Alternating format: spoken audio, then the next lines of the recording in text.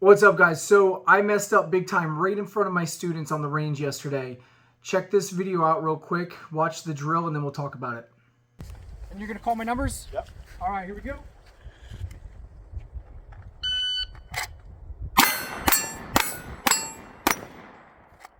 Twenty-one.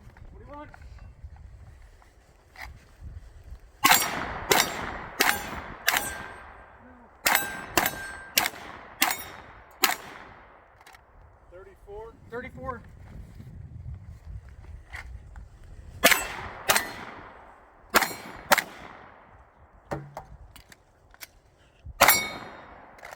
23. 23.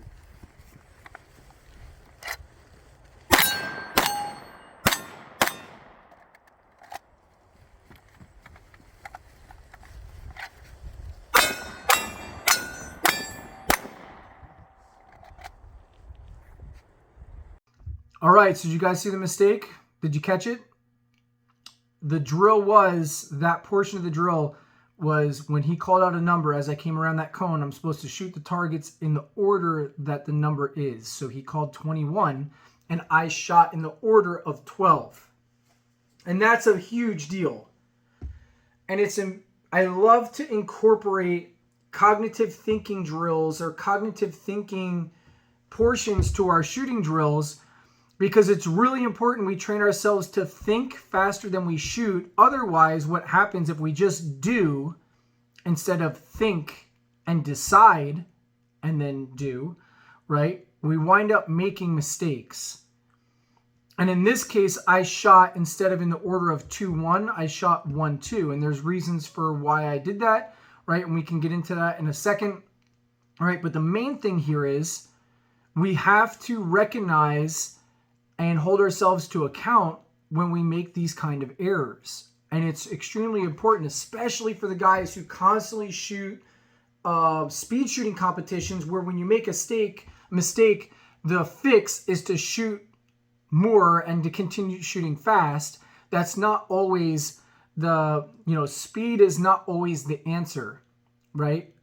And if we put this into context, let's pretend it wasn't steel plates with 1s and 2s and colors and orders or shapes, right? Let's say we're police officers and we get a call, and the call is bad guys in the house, active shooter. Maybe we'll say active shooter, and you're running into a school or a mall. Let's say it's a mall where there's people who are concealed carrying there also.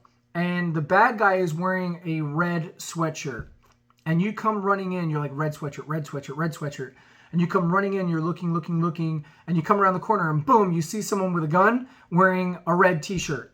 And you see red and you go, that's one part of the equation. I see a dude with a gun, I hear red, that's gotta be my bad guy. I don't even think all the way through about the full description. I just go red, bang, right? And I shoot the dude, and it turns out it's the wrong person, right? Well, what was the description? The description was red sweatshirt. You just shot the wrong person, and now you're gonna be accountable for that. So even though 1 was part of the equation, the fact that I was supposed to shoot it in the order that the number was assigned, so 21, shoot 2, then 1, even though 1 was one of the targets for which I was supposed to shoot, I shot it in the wrong order. So that means that I did not make the correct decision at the correct moment in time with the proper follow-on action sequence. Does that make sense? So me shooting it in the wrong order means I screwed up huge. That is me shooting the wrong person in that mall. That is me shooting the hostage instead of, if we had a hostage target out there and I shot the hostage, it's like, dude, push-ups, knock him out, or hey, you're going to jail, or you just lost your job, or there's a huge accountability and after action report that's coming out if you actually hit the hostage and not the bad guy, right? Well, in this case, when we go into the decision-making process, simply shooting the targets in the wrong order should be held to the same level of accountability as shooting the hostage. Just because it's a 1-2 or a 2-1, the fact of the matter is I did not do what I was supposed to do. And when we go onto the range, instead of just practicing to shoot fast all the time and racing the clock, we want to start racing our decision-making process time. So we want to be able to think faster, make decisions, think fast, make decisions. And that's one of the reasons why I spend so much time making these intricate drills out here where you're forced to do decision-making process, target ID, identify, make a decision, and then act. And with all the hundreds of times that I've done it right, it just takes that one time where you do it wrong, and boom, you could do your job 100% right every single time. You screw up one time and boom, you're in jail, or you get kicked off the force, or you lose your entire reputation. You know what I mean? Now you're a turd. You know what I mean? And it takes years upon years upon years if you can build that reputation back up, right? Where you could do everything right the entire time, and then one time it takes to mess it up. So we want to avoid having that, and how we do that is to do, training in this way. In addition to that, what we don't want to do is hide from our mistakes and try to swipe them under the rug and be like, I hope no one saw that, and just play it off because someone saw it. You know what I mean? And the fact of the matter is when you do screw up, you need to own it. And when we screw up, we need to go, you know what? I made a mistake. Why? What happened that caused me to make that mistake? And you start thinking back through, analyzing, replaying every single little sequence, and finding and isolating where was the breakdown.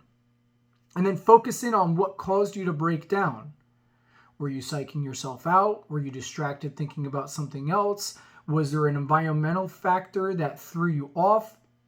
What broke down that decision-making process? And identify it. That way you can make the correction and go back and train it again.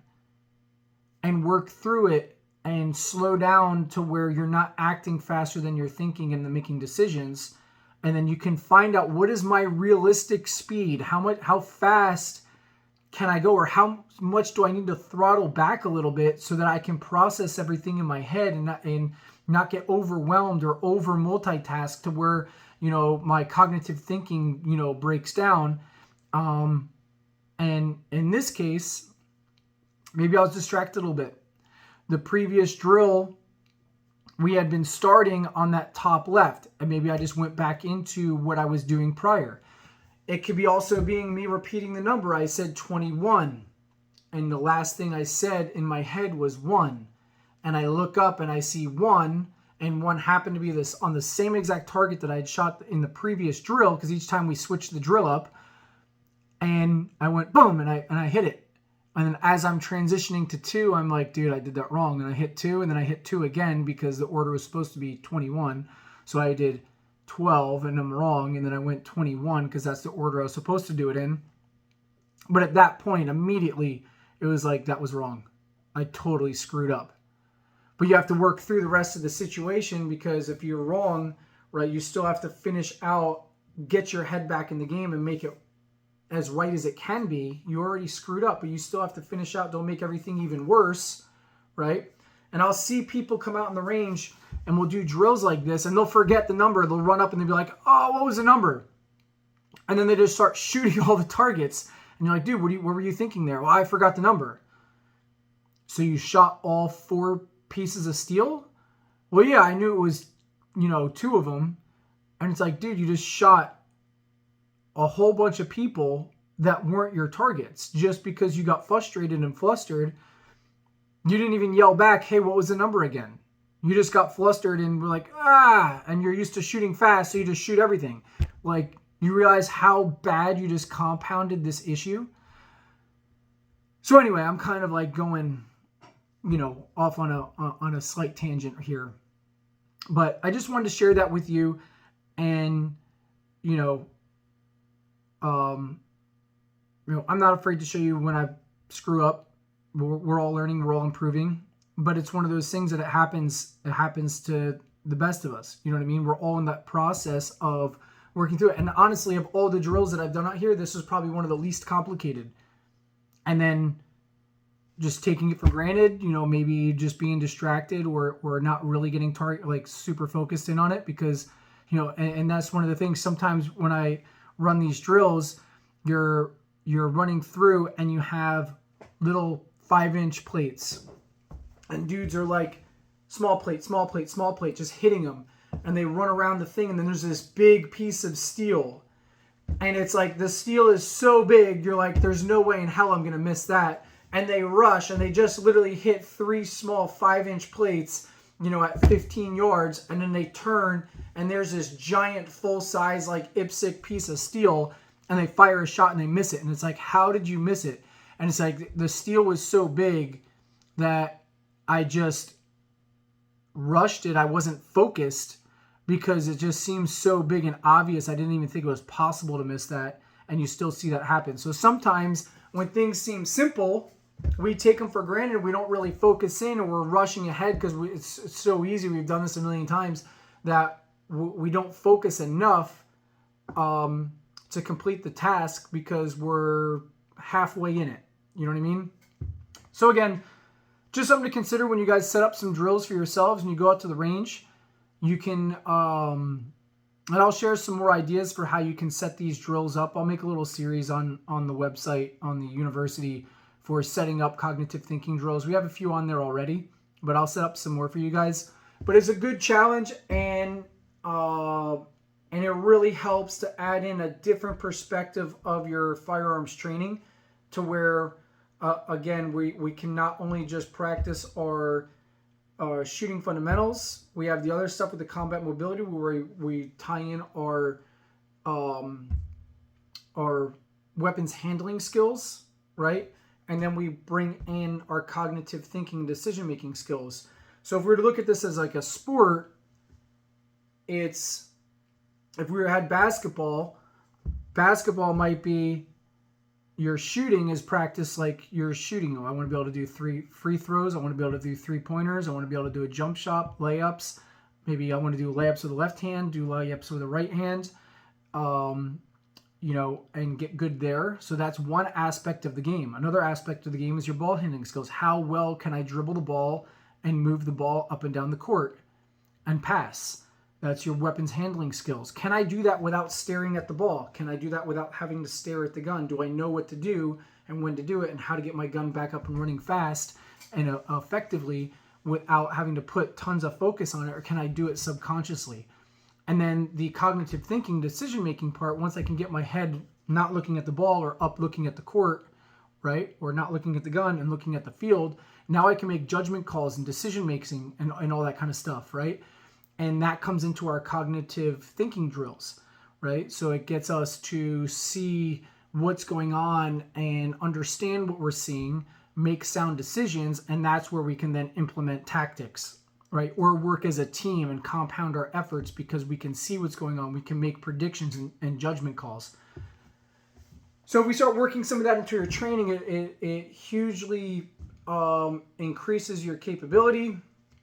I just wanted to share this with you, and I don't know why I felt it was necessary to share this mess up with you. I guess I'd rather show me messing up and have us talk about it versus me throwing a student who messed up under the freaking, under the car or whatever the saying is, and talk about a student and have us armchair quarterbacking them. We can armchair quarterback me. I can take the heat. It's no big deal, right? So I just wanted to share that with you guys and show you, even, at whatever level I'm at, it depends on who we're comparing to. I still have room for growth, and I'm still trying to get better every day. So there's always room, and we always want to stay accountable. So anyway, this video is getting long. I'm going to get off here because now I'm just kind of talking in circles. I don't want to bore you guys. But see about adding some cognitive thinking capability or aspects into your firearms training. Let me know what you think about it and how it goes if you want to come back and throw a comment on here. Awesome. Talk to you guys soon.